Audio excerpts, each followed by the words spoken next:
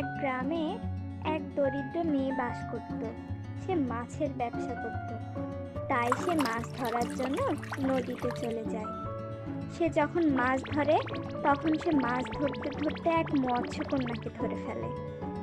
মৎস্যকন্যা তখন তাকে বলে, আমাকে মেরো না, আমাকে মেরো না, আমাকে ছেড়ে দাও, আমি তোমার উপকার করব।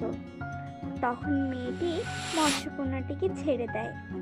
তখন মৎস্যকন্যা তাকে একটা জাদুর মাছ দেয় আর বলে, এই মাছটা তোমার পুকুরে ছেড়ে দিও, দেখবে তোমার পুকুর মাছে ভরে যাবে। তারপরে মেয়েটি জাদুর মাছ তার পুকুরে ছেড়ে দেয় আর একদিন পরেই পুকুর মাছে পরিপূর্ণ হয়ে যায়।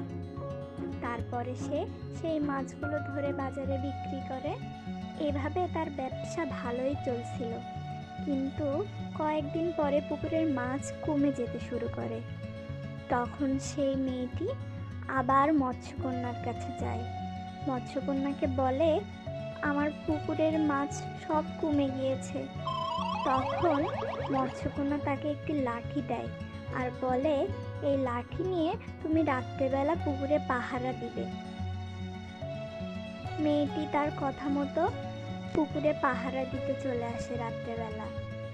তারপরে সে দেখতে পায় এক ডাইনি তার পুকুর থেকে সব মাছ চুরি করে নিয়ে চলে যাচ্ছে।